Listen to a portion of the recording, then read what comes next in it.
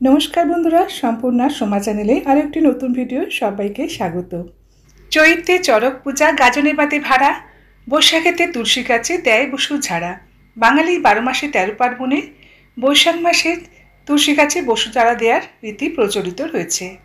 বৈশাখের দাবদাহে চারদিকে যখন শুকনো খটখটে হয়ে ওঠে, সেই সময় তুলসী গাছে ঝাড়া দেওয়ার রেওয়াজ সমস্ত বাঙালি ঘরে প্রচলিত রয়েছে। তাহলে এখন জেনে নিন বৈশাখ মাসে এই বসু ঝাড়া দেওয়ার রেওয়াজটা আসলে কি। বৈশাখ মাসে প্রচণ্ড দাবদাহের সময় তুলসী গাছের ওপরে একটি মাটির ঘটে ছোট ছিদ্র করে ঝুলিয়ে দেওয়া হয়ে থাকে। প্রতিদিন সমস্ত ঘরে গৃহবধূরা স্নান করে শুদ্ধ হয়ে পবিত্র মনে মন্ত্র উচ্চারণ করে তুলসী গাছে জলদান করা হয়ে থাকে। এই গরমে তুলসী গাছকে রক্ষা করার জন্য এইভাবে প্রতি ঘরে ঘরে তুলসী গাছের ওপর একটি ঝাড়া বেঁধে দেওয়া হয়ে থাকে। এখন তাহলে জেনে নিন কোন মন্ত্র উচ্চারণ করে তুলসী গাছে প্রতিদিন জল দান করবেন। তুলসী গাছে জল দান করার পবিত্র মন্ত্র: গোবিন্দ বল্লভাং দেবীং ভক্ত চৈতন্য কারিণীম স্নাপয়ামি জগদ্ধাত্রীং কৃষ্ণ ভক্তি প্রদায়িনীম। বৈশাখ মাসে সূর্যের তাপ বৃদ্ধি পায়। মনে করা হয় এই সময় বিষ্ণু ভক্তগণকে জলদান করা হলে শ্রীহরি প্রীত হন। বলা হয় তুলসী হলেন শ্রীকৃষ্ণ প্রেয়সী। তুলসী দেবীর সম্বন্ধে বলা হয়েছে তুলসী দর্শনেই পাপ নাশ হয়, জলদান করলে যম ভয় দূর হয়, রোপণ করলে তার কৃপায় কৃষ্ণ ভক্তি বৃদ্ধি পায় এবং শ্রীহরির চরণে অর্পণ করা হলে কৃষ্ণপ্রেম লাভ হয়।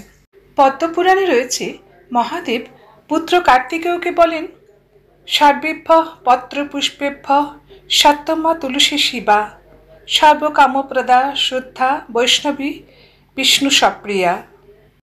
তুলসী হল সব পত্র ও পুষ্পের স্রষ্টা, সর্বকর্ম প্রদান মঙ্গলময়ী শ্রদ্ধা মুখ্যা বৈষ্ণবী বিষ্ণুর প্রেয়সী এবং সর্বলোকে পরম শুভা। ভগবান শিব আরও বলেন, হে কার্তিক, যে ব্যক্তি ভক্তি সহকারে প্রতিদিন তুলসী মঞ্জরি দিয়ে শ্রীহরির আরাধনা করে, এমনকি আমিও তার পূর্ণ বর্ণনা করতে অক্ষম। যেখানে তুলসীর বন আছে শ্রীকৃষ্ণ সেখানে বাস করেন, আর গোবিন্দের সেবার উদ্দেশ্যে লক্ষ্মী ব্রহ্মা প্রভৃতি সমস্ত দেবতা সেখানেই বসবাস করেন। মূলত শ্রীকৃষ্ণ জগতের আবদ্ধ জীবনকে তার সেবা করার সুযোগ প্রদান করার জন্য শ্রী তুলসী রূপে আবির্ভূত হয়েছেন এবং তুলসী বৃক্ষকে সর্বাপেক্ষা প্রিয় রূপে গ্রহণ করেছেন। পাতালখণ্ডে ওই বিপ্রের নিকটে তুলসীর মহিমা কীর্তন করেন। বৈশাখে তুলসীপত্র দ্বারা শ্রীহরির সেবা প্রসঙ্গে তিনি বলেন, যে ব্যক্তি সম্পূর্ণ বৈশাখ মাস অনন্য ভক্তি সহকারে তুলসী দ্বারা ত্রিসন্ধ্যা শ্রীকৃষ্ণের অর্চনা করেন, তার আর পুনর্জন্ম হয় না। বন্ধুরা, বৈষ্ণব মণ্ডলে তুলসীকে এই জলদানকে কেন্দ্র করে মোক্ষ লাভের একটি কাহিনী প্রচলিত আছে, সেটি আজ আপনাদেরকে শোনাচ্ছি। বৈশাখ মাসে এক বৈষ্ণব নিত্য তুলসীতে জল দিতেন। একদিন তিনি স্নান করে তুলসীতে জল দিয়ে প্রদক্ষিণ করে ঘরে যেতেই একটি কুকুর দারুণ তৃষ্ণার্ত হয়ে সেখানে এলো। তুলসীর গোড়ায় বৈষ্ণব নিবেদিত জল তখনও কিছুটা ছিল। তখনই সে চোঁ করে সমস্ত জল খেয়ে ফেলল। তারপর বৈষ্ণবের ঘর থেকে বেরোতেই এক ব্যাধের প্রচণ্ড তাড়া খেল সে, কেননা খানিক আগে সে ব্যাধের হাঁড়িতে রান্না করা খাবার চুরি করে খেয়েছে। তারপর হাঁড়িটিও ভেঙে এসেছে। ক্ষুধার্ত ব্যাধ শিকার করে ফিরে ভাঙা হাঁড়ি দেখেই মারাত্মক রেগে গেল। কুকুরটির হাঁড়ি খাওয়া স্বভাব সে জানত, তাই দারুণ ক্রোধে কুকুরটিকে হন্যে হয়ে খুঁজতে লাগলো। খুঁজতে খুঁজতে বৈষ্ণবের ঘরের বাইরে তাকে দেখতে পেয়েই খানিকটা তাড়িয়ে নিয়ে গিয়ে তীর ছুঁড়ে মেরে ফেলল। ঠিক তার কিছুক্ষণ পরেই যমদূতেরা কুকুরটির আত্মাকে শেষ বিচারের জন্য যমলোকে নিয়ে যেতে সেখানে হাজির হলো। কিন্তু তারা নিয়ে যাওয়ার আগেই বিষ্ণুদূতেরা এসে তাদের বাধা দিল।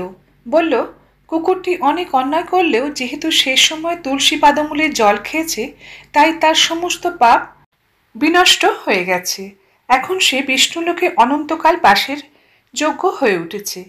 এই বলে তারা কুকুরকে সোনার রথে চড়িয়ে বিষ্ণুলোকে নিয়ে চলে গেল। বর্ণিত কাহিনীটির বক্তব্য হলো এই যে বৈশাখে তুলসী পাদমূলের জল খেয়ে যদি বিষ্ণুলোকে যাবার পুণ্য অর্জিত হয়, তাহলে তুলসীতে জল ঢেলে কতই না পূর্ণ হয়, এটাই বোঝানো।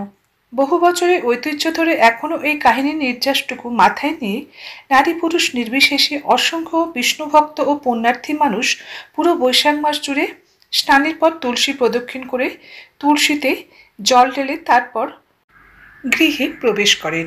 ভিডিওটি আজ এখানেই শেষ করছি। ভালো থাকবেন। সমাপ্ত। ধন্যবাদ।